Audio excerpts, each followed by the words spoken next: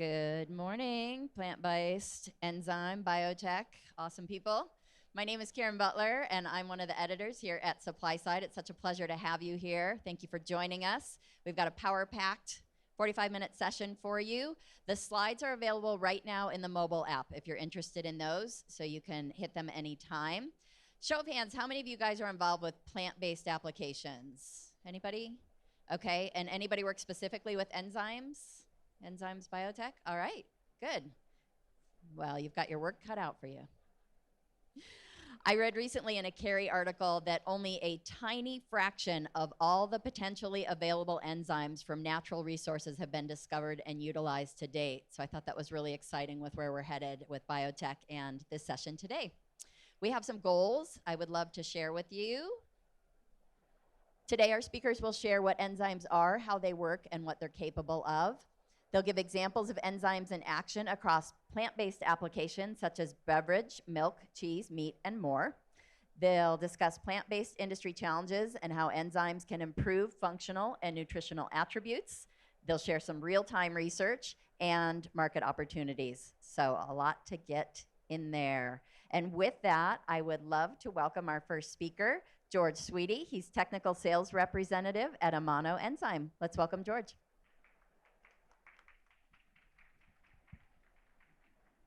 Hi, everyone. Again, thank you for joining and happy Halloween. I wish more people were dressed up in costumes, to be honest, to keep everything a little bit more light, but thank you again for joining. Happy to discuss enzymes and how biotechnology can help unlock a tastier, healthier foods for plant-based products. So what is an enzyme? This is an image utilizing PyMold to show the structure of an enzyme. I know a lot of people might not know what it is or what it looks like, but again, this is the structure of an enzyme. So what are enzymes? They are biological catalysts, most often considered proteins, that catalyzes reactions to make things happen more quickly.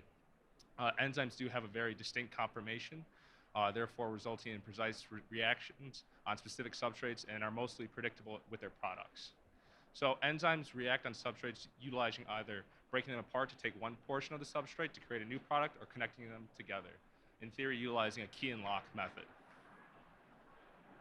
So how do enzymes play a key role in health and sustainability?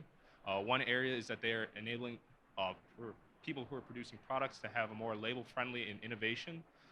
They're able to help support protein profiles for nutritional needs, as well as reducing food waste, extending shelf life, improving yield of raw materials for upstream processes, as well as shortening production time and upcycling spent materials at the end.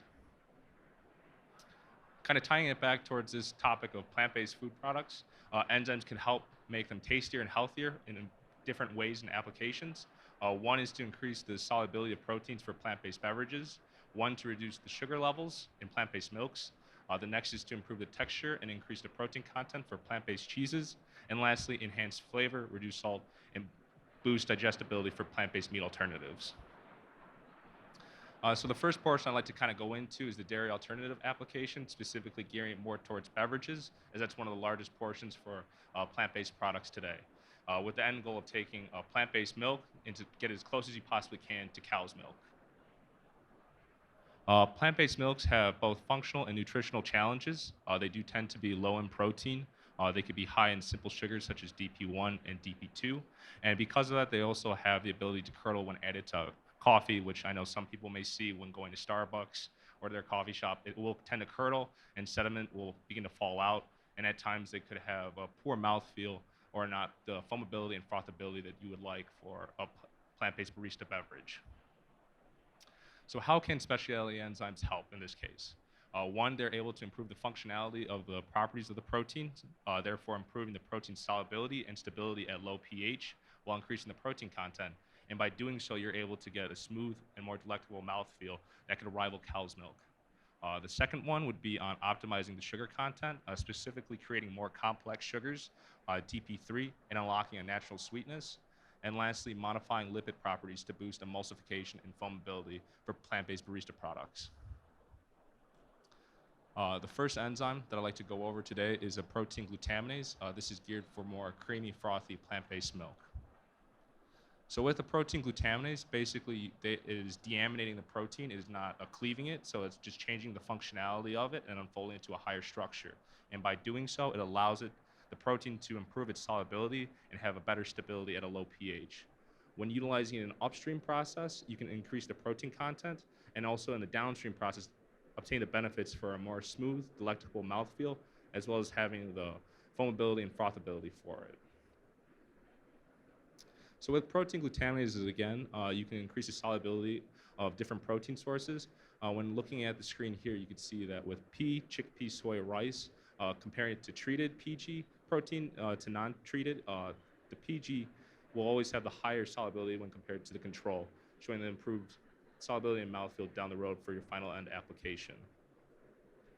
Looking on the screen, the image on the left is showing a strawberry pea protein shake at a pH of around 3. And when looking at the two, you can see there's a major difference in sedimentation fall off, just because, again, protein is unable to work at those low pHs, but with the use of PG, you're able to. The image on the right is a plant-based milk, again, in coffee, showing that there's sedimentation fall off, and you don't want that in any coffee products at all, to be honest. I mean, to each their own at that point, but so. Kind of moving further with it, a lot of plant-based barista products want to have that foamability and frothability. So we've done tests on soy protein in this case, showing that the foaming activity has increased, as well as the foaming stability when utilizing PG. Another portion of PG 500 is, again, because it's deaminating the protein, allowing it to work as the lower pHs. You're able to have better mouthfeel. In this case, we've done a tribology test, and as you can see, PG treated protein does have a lower coefficient friction, showing that it is a smoother mouthfeel when drinking a beverage. Moving on to the next enzyme. This one is typically utilized in a lot of oat-based beverages as amylase, but a G3 generating amylase is very unique as it is able to optimize the sugar content and basically create more complex sugars that could be labeled as carbohydrates. So again, G3 generating amylases are ideal for the sugar profiles as they're able to optimize sweetness. You could reduce the sugar content and it'll also help further break down starches.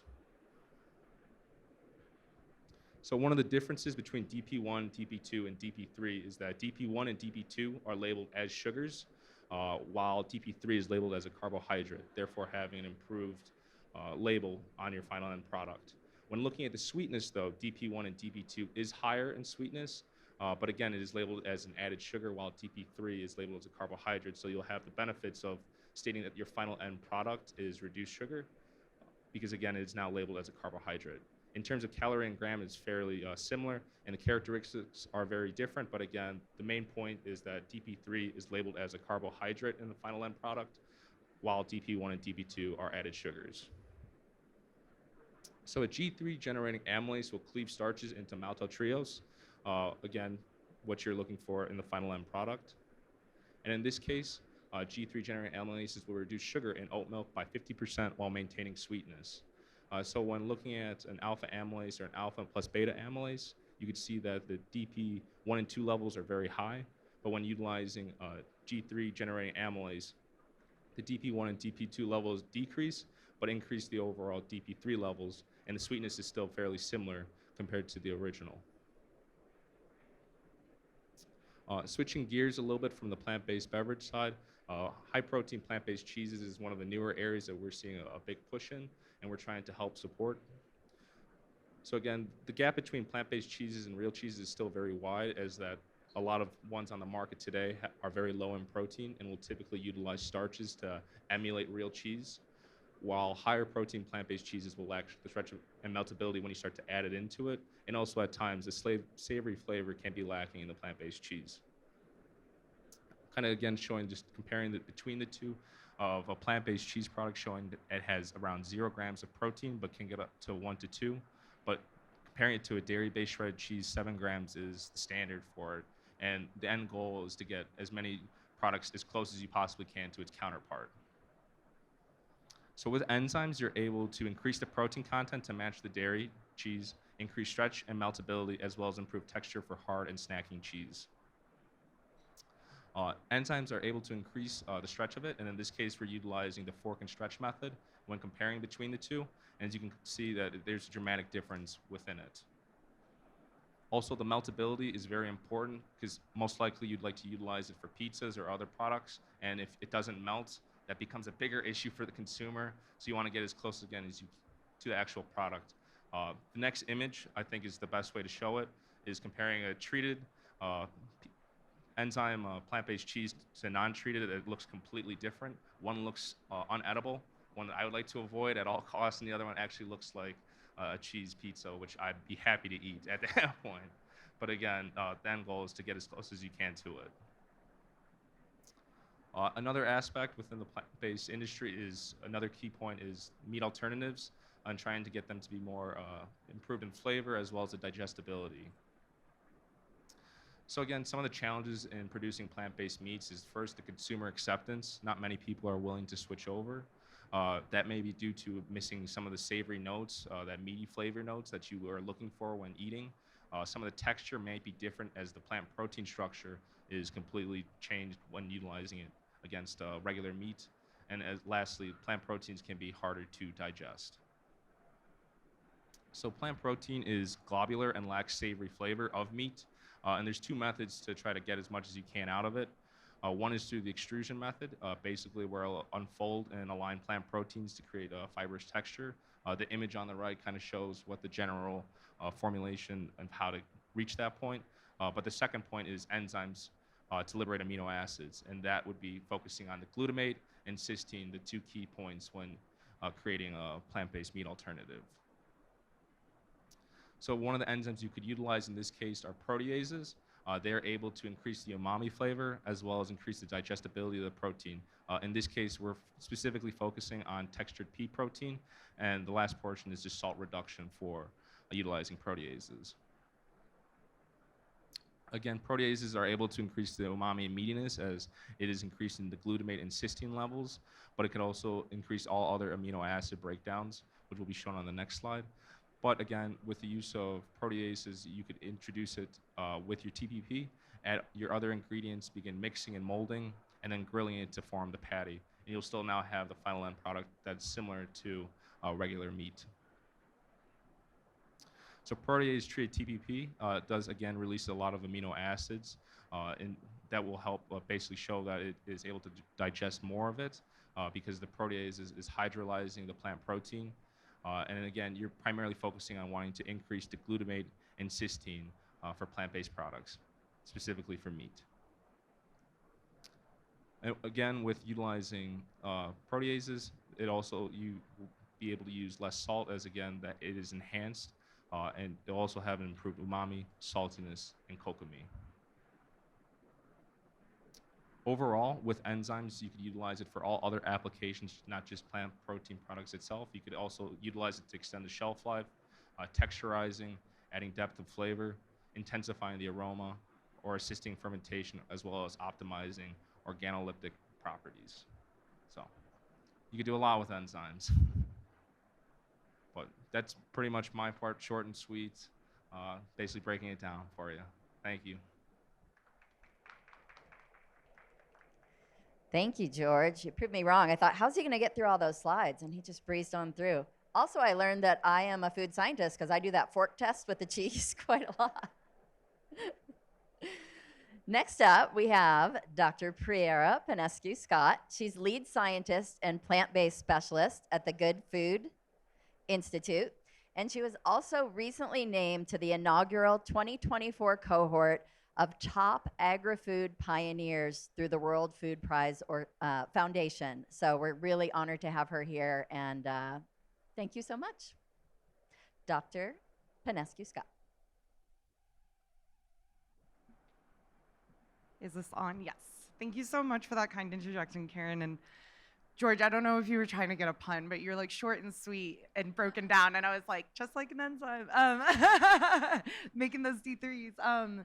But yeah, so I'm really excited to chat with you guys today. And I'm used to very technical scientific conferences. And I have to say, like, scientists could learn a thing or two about how to throw a conference. This has been so much fun. And I just really been enjoying being able to talk to everybody here and taste everything. And it's just been a lot of fun. But in true scientific fashion, I will be getting some technical slides in front of you guys. Hopefully it's not too much. Feel free to ask questions at the end. But today I'm going to be talking specifically about enzymes for plant protein functionalization. George already gave a really good overview of a lot of the possibilities of things that we can be doing with enzymes. So I'm just really excited to kind of drill in a little bit more on the plant protein side of things. And so today I'm going to go over just kind of general opportunities in the plant-based meat, eggs, and dairy market in the industry. And then I'll talk about specifically where we would want to use enzymes in these protein and oil treatments. Again, really speaking to some of the stuff that George is already talking to and taking it a little bit farther. And then I would love to give you some examples of the GFI grantees working on these projects. We give out a few $1 million in research funds every single year to companies, academics, honestly, even folks working with the government, and allow them to do research. And so we have some really exciting research on enzyme usage in plant proteins there. So first I'll talk about the plant protein market. This is maybe a little bit difficult to see, so I'm gonna walk through it with you guys. If you look at the yellow bubbles here, these are the prices for a variety of animal meat products. So here's total meat, which takes into account the averages of all of these ones here. So I'll just speak on the total meat. Total meat average price is about $4.46 per pound.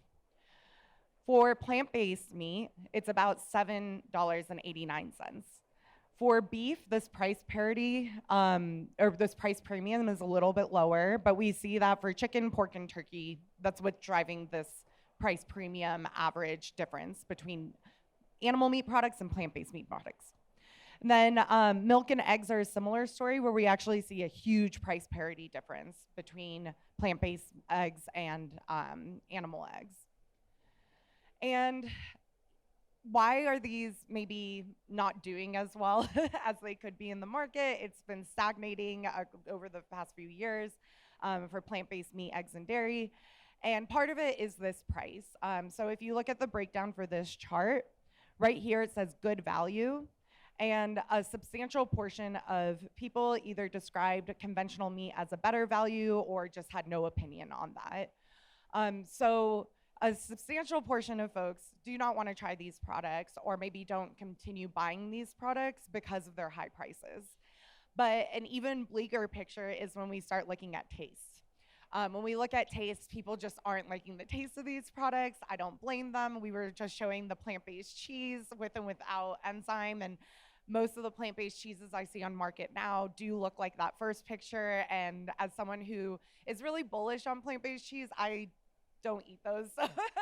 I would say that like there's a lot of work that we could do, but I have had plant-based cheeses that are phenomenal. It's just about getting to a price point where it makes sense for the market and actually bring demand in for the market. So enzyme treatments are something that can really hit a lot of these points. It can help bring down costs for extraction. It can help increase taste. We saw the umami taste that can be brought through protein hydrolysis. Additionally, from a nutrition point of view, enzymes can help with increasing protein digestibility and making those proteins healthier for people. But then also, enzyme treatments could be used to help with clean label products as well, reducing the number of ingredients necessary, or even in the case of the D1 and D2 and D3 sugars, being able to label something as a sugar versus a carbohydrate that was reduced.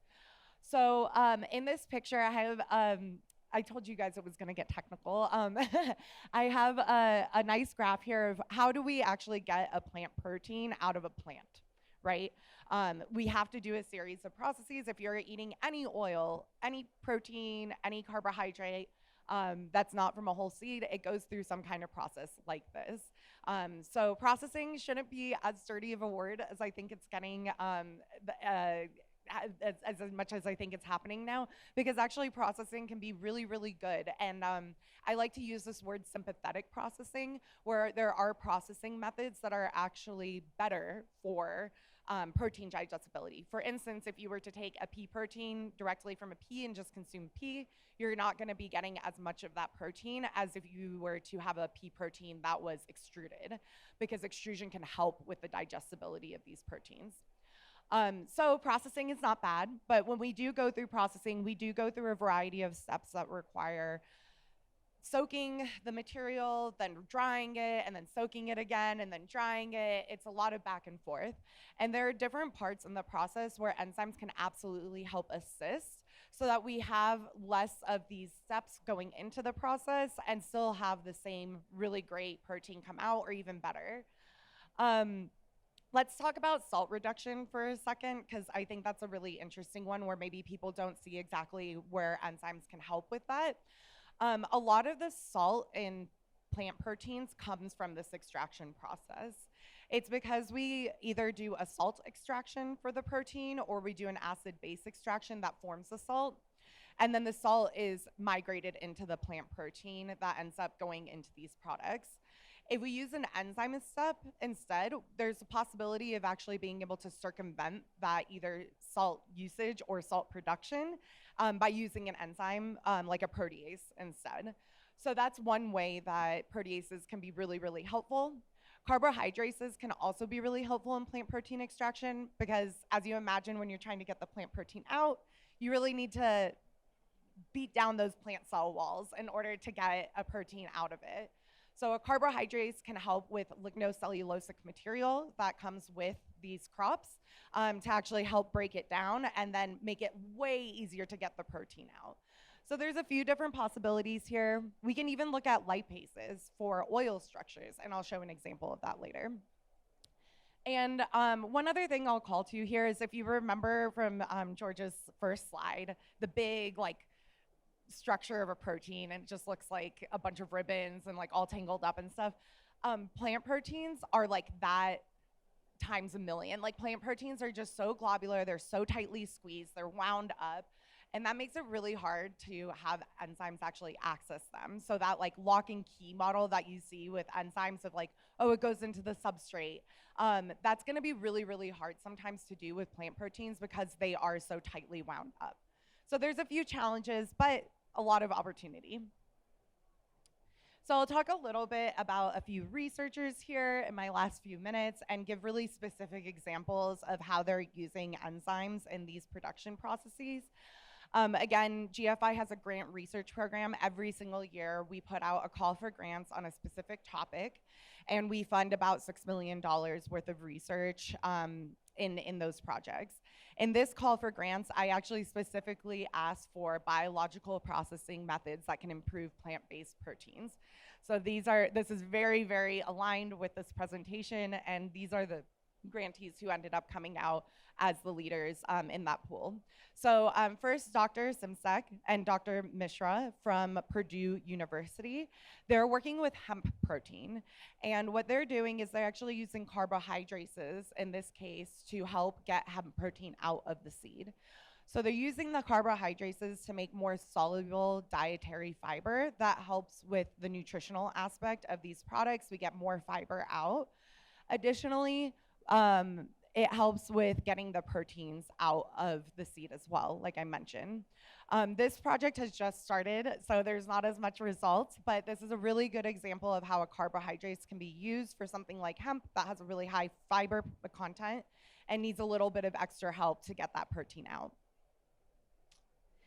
Next, I'll talk about another professor from Purdue University, but I swear we provide grants for people outside of Purdue University. They just happen to be two examples in a row. So Dr. Da Chen from Purdue University, he is fantastic. He works in extractions as well as extrusion for plant proteins. And in his research, he's using protease to hydrolyze proteins.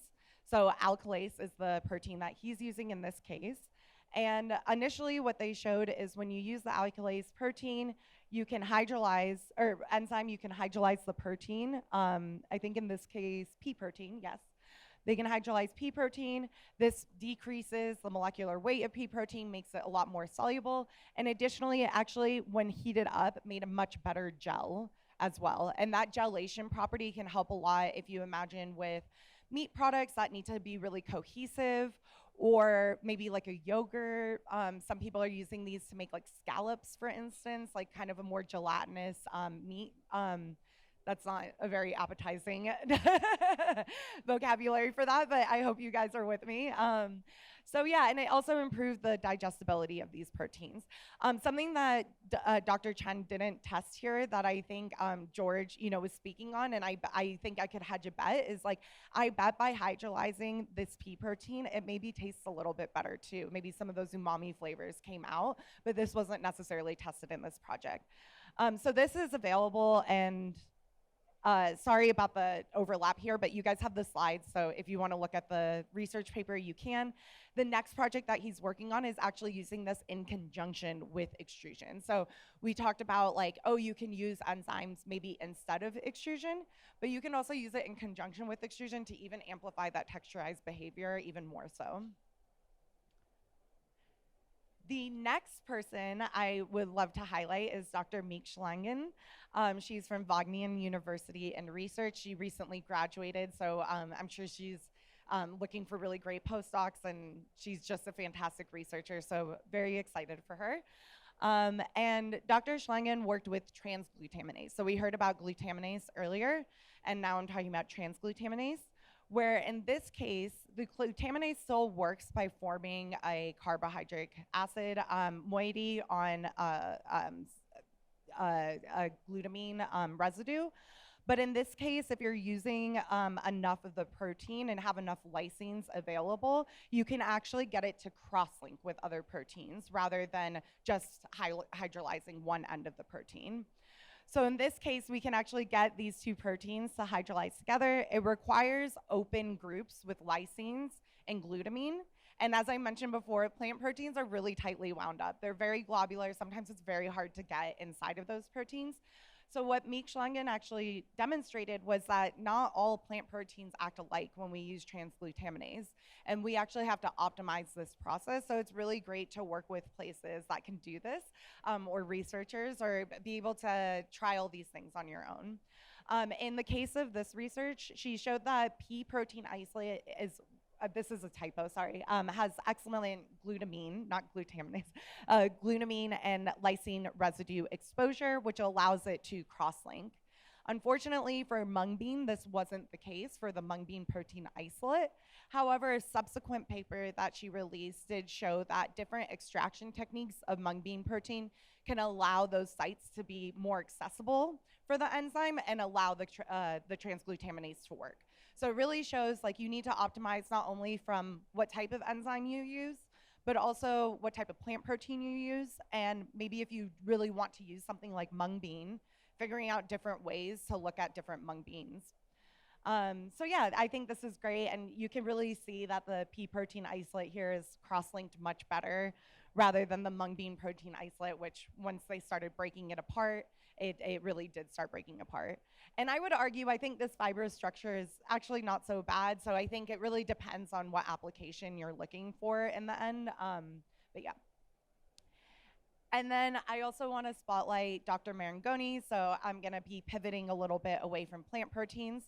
I've been talking to so many folks in the alternative fats and oil spaces. And to me, I think what's really holding back the plant protein market, one of the things, there's a few things. I think one thing that's really holding it back is that we keep using coconut oil. We just like refuse to use anything else. And and I think there's a lot of better alternatives out there and we can get much better fats. And this is something that Dr. Alejandro Marangoni is working on is, okay, can we do better than coconut oil for mimicking animal fats, right?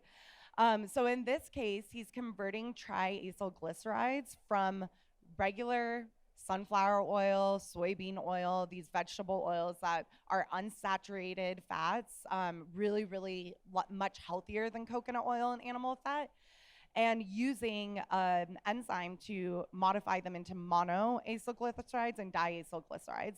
And as a result, the fatty acid chains do not change. So they're still unsaturated fatty acids, still very nutritional compared to saturated fatty acids. However, because there is partially going through this glycerolysis, they're able to stack a little bit better on each other and actually form a solid fat. So I've actually seen them, and if you look at this paper, there might be a few pictures, but here it just shows the texturization, and the formation of these animal fats. It's a beef fat and then a shea, a lean oil that went through the enzymatic process. So I think it's really exciting that we could maybe make these fats that are more nutritious than animal fat and could be used for a wide variety of applications, right? Even including in like animal-based sausages or something like that to help with the fatty levels in those. Okay, and with that, I am maybe a little bit early, but it was, I'm happy to take any questions about this and really excited about enzymes for plant protein use. Thank you so much. We're going to call up both of our speakers. We actually gave you a little extra time just in case you wanted to. Oh, okay. Yeah. I I know. We changed the clock on you like 4 times just to keep you on your toes. That's how we roll here in the nutrition industry. All right. Thank you both so much. That was amazing. Do we have any questions from the audience? We've got about 15 minutes. I have some if you don't. Yeah, we'll have a mic runner come over and. Yeah, I guess maybe it's a question about the study that you presented about increased gelation associated with digestion of the protein. Is that typical or atypical? Wouldn't I guess the conclusion of the study seems counterintuitive, and can you comment on that? Yeah, that's a great question, and I think I'm gonna be the annoying scientist and tell you that it depends. That's why I'm laughing, is just because like I feel like every single scientist is gonna be like, it depends. So it does depend. So there's pretty much like 2 methods of action for forming a protein gel. That's not completely true, but I'll generalize it, right? So one is you get more aggregates, right? So larger proteins, more aggregates, that's going to form a thicker gel because you have these really large proteins that can form that. And that's kind of, I think, along the lines of what you're thinking of.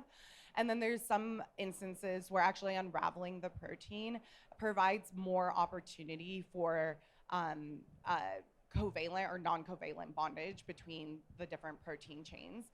So in this case with the pea protein, with it showing an increased gelation, that case it's probably because there are more of the groups like cysteines that could form disulfide bonds. Again, it's a very high temperature that it goes through, so it can help with orienting those hydrolyzed proteins and making the groups actually talk to each other a little bit more than the aggregated proteins. But there are instances where a hydrolyzed protein actually forms a better gel. So it's really about looking and testing and finding different types of proteins to do what you're hoping for.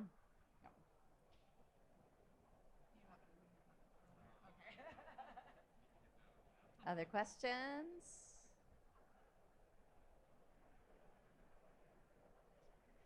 Okay, I've got a loaded one for you.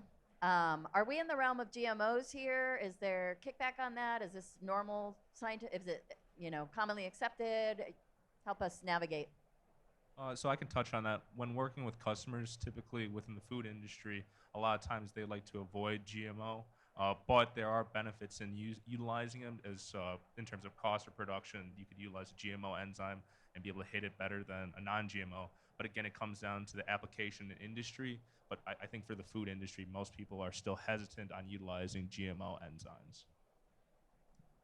Yeah, I would agree with that and say, first of all, I love GMOs. I think that they're great, and I think that that's going to be very helpful for us to get to a point where we can sustainably feed everybody in our world.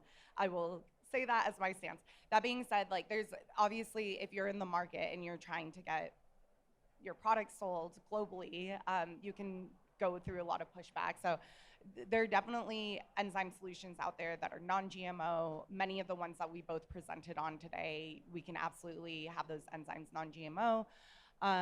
The GMO aspect is just kind of opens up the possibilities of what we can do in the future, and I'm hoping that sentiment will get there. I do think that non-GMO enzymes, I don't think consumers think about them very much, to be completely honest, but I do think that when they do think about it, again, it's from the viewpoint of looking at how many ingredients on the label, things like that. And enzymes can provide a little bit of a shorter list of ingredients. As we mentioned, a few nutritional aspects like keeping unsaturated fatty acids in a solid form, or increasing fiber content, decreasing sodium content, increasing protein digestibility. So I think there's a lot of benefits that allow the consumer to like not think too much about it and just be happy that it's a nutritious and tasty product. Yeah. Yeah, great answer. I know just so many of our attendees here are so concerned about clean label and certifications and all that, so just wanted to put that out there. Are there regulatory considerations around food enzymes, whether US or EU, that you guys know of?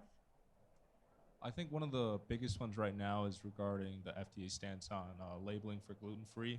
As I know, sometimes utilizing enzymes in the fermentation process, you could utilize wheat, and it comes down to then if it does have wheat in the final end product. So that's kind of where the FDA is kind of walking the guideline. It's just kind of walking that gray step right now where we don't know where it's going to go. So as enzyme producers, you have to start looking at different ways to utilize or different forms of fermentation media to try to hit those certain marks that you're looking for. Yeah, super interesting. You talked about the future. Are you seeing AI in stuff, or? Again, I think I could also touch on this. I know at our research lab, we're starting to look into utilizing AI technology to try to cross-reference and try to find the most optimal routes and getting there. It's a learning process. AI is still very new to us, but it does help sift through a lot of the stuff in time of cutting through researching at least. I think for AI, for enzymes and looking at how well they're going to function and understanding it from that perspective, it makes a lot of sense, because when you're working with enzymes, these are very defined structures that work in very defined ways. I will say that I am very cautiously optimistic about AI in the food space. I think that there's a lot of really great places that we can plug and play that are a little bit, I don't know, maybe like not as innovative, but we can help it with generating documents and maybe some borderline formulation things. But in reality, AI requires extreme amounts of data, like large sets of data that are collected and presented in exactly the same way. So you need a lot of standardized data in order to do that. When we're working with something like a food product that isn't very standard, isn't very homogenous, it's very heterogeneous, it's extremely difficult to use AI in those instances. Machine learning, which is like being able to use a few data points to kind of paint a picture that can help you along that way, that's something that is coming up more in the field, and it seems like it is helping a little bit. But I will say in general, I'm still very cautiously optimistic about AI. I think it's a little bit hyped up right now, and I think we could do a lot to just, realize that researchers, like the real intelligence, is still incredibly valuable. I do think that the people who aren't leveraging AI to do that work are going to be left behind soon. So it's like this delicate balance of playing of like, let's not be too bullish on it, but also you're going to be left behind if you're not trying to use it. Yeah, great point. We editors here at Supply Side laugh about this often. We'll ask a question and it'll say, well, it definitely could be this, but you should definitely think maybe it's not. And we're just like, did it just say that? So glad it's going across the disciplines. I want to give another chance. Is anyone else feeling brave on a question? So for this year, there's been a decline in plant-based meat sales, because of consumer perception that it's ultra-processed. Can you a little louder? Yep. Sorry, this year there's been a decline in plant-based meats for big brands, right? And the common analysis is that it's ultra-processed, and therefore consumer perception is shifting on it. It was considered to be healthy, but now it may not be.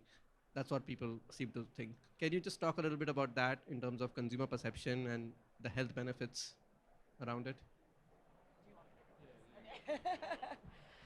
Oh man, I get to deal with this like every single day. It's so much fun. Okay, so I mentioned during my talk about sympathetic processing, right? This is not a term that I invented. It's UKRI, very great. It's the UK Innovation and Research Institute, UKRI. one of those, it's some jumble of those letters, but they came out with an alternative protein roadmap, and it's excellent. I really like it. And they talk about extrusion as sympathetic processing. And I think I just really latched onto that word because that sympathetic part, because I think there's just too much sentiment about let's like put everything in one box. Like it's all processed, it's all bad. In reality, when you look at the studies that have these processed foods and negative outcomes, these are French fries, ice cream, I don't know, like these things that are like high in salt, high in sugar, high in fat. And when you really look at it, it comes down to that differentiation between correlation and causation, right? And we can't start just dumping everything into that same bucket. Plant protein is rarely included in those studies, very rarely included as a product that is being tested to actually look at these health outcomes. And when it is included, and when the studies are just focused on plant-based protein, it actually shows that it's way better. It's still way better than animal meat and protein in a large variety of aspects. That being said, like animal meat and plant-based meat right now, they're just different, right? They're just two different things. And I think one other thing, since I'm on my soapbox, is if you really care about nutrition and health as a person, like you shouldn't be just nitpicking about one thing on your plate. It should be about holistically understanding what you're eating constantly. So if you want vitamin B, you can get that in other places. I'm telling you guys, I've been vegetarian for 20 years. I've never had a vitamin B deficiency ever, not even close. Like I'm over-sufficient in it. So I just think it's like very interesting that people want to latch onto that so specifically when there's clearly a lot of other issues. Also, really quickly, animal meat is processed at the same rate as plant-based meat. Animal meat is also incredibly processed. I think people just don't think too much about the process, which I don't blame them, but it's also incredibly processed. It goes through a lot of the same steps. So I just kind of want to say that processing can be really good. It can help with safety. It can help with shelf stability. It can help with digestibility. It can help with reducing sodium content. It's also a matter of doing good studies that actually show the right things and compare the right things to each other, right? So I think that's what I'll say about it. And if you guys want me to go on my soapbox even more later, I will be glad to do that, but I'll stop there. I think the only thing I could add to that is just, again, the consumer perception of it is everyone is used to eating regular meat and having a push for now utilizing different proteins such as like pea and soy. It's new for everyone. So they expected the immediate switch over to be, oh, it's exactly the same, but it's not the case. It takes time, it takes effort, and I think we're slowly getting there more and more, either utilizing different enzymes or different processing methods to hit that point, but I do think that we'll get there in the future. Sorry, really quickly, just a final punchline is that I am thoroughly convinced, at least in the US, and I do think that this is being shown globally as well, if you put something that is tasty and affordable in front of someone, they'll eat it, you know? And I think once we get to that point with plant-based meat, a lot of this processing sentiment will hopefully settle down. Good points. Dr. Panescu-Scott, can you tell us a little bit about the kinds of resources we can find on the GFI site, Good Food Institute? Yes, GFI.org. I meant to say this in my slides. I have all the links there to any of the figures that I showed and things like that. One of the really big things that I'll point out to you guys, because I think this is the most important for this audience, every single year we put out a state of the industry report for plant-based meat, eggs, and dairy. We also do it for fermentation products as well as cultivated products, so like lab-grown cell meat. And every single year we put out these extensive reports. I think they're wonderful. You can really get a pulse check on the industry, see where the sales are, that plant-based meat sales are declining, and we need to figure out why. And we have a little bit of insight on those. But oh my gosh, it's honestly a little bit overwhelming, our website, because we have so many resources. I'm telling you guys, if you have any questions about plant-based meat, fermentation, cultivated, you'll probably be able to find your answer there. And if you get overwhelmed, please feel free to reach out to me. I'm more than happy to like kind of narrow down the list for you and be like, these are what you should be looking at because you're interested in these things. But awesome. And then George, Amano has some kind of a lab, right? Can you share a little bit on that? Yep. So we do have a lab at our facility in Chicago where our R&D team is able to work with customers one-on-one, either in the formulation of starting a brand new product or trying to tweak it to hit the marks that you're looking for. All we typically have is a general meeting to introduce ourselves, and then our R&D team will then take the samples from you, and then we'll get you the results you're looking for. And if it's not from us, we'll go to our subsidiaries in Europe and/or Japan. So we'll get you there as quickly as possible. Very good. So we've got time for one last takeaway. Is there anything you'd like to leave our audience with in this realm? You had your soapbox a few times. We're going to give you another one. We love it. Yeah, I just think plant proteins aren't dead. You know, I think we're barely scraping the surface of what we can do and what we can get to consumers. Yes, the field has stagnated a little bit, but I think we need like the impossible plant-based cheese. You know, like something we need that like for the industry that'll get us there. And I think enzymes could be a really, really fascinating way for us to get there. I'm seeing some fantastic products, and that cheese that you showed, I'm like, can we get that on a commercial scale so I can eat that more? I think key takeaway I think would be enzymes are still fairly, I feel like, unrecognized by the general consumer. And with scientists now utilizing more and more of it, there's way more possibilities now. It can't just be just for hydrolyzing protein. You could have more functionality that you may never have seen before. So just continue to work and explore in those areas. Awesome. Well, thank you so much for your time and expertise today. You guys visit gfi.org. Amano's got a booth on the floor. There's tons of enzyme and plant-based companies, so you can find anything you need. And thank you for being here. Have a great rest of the show.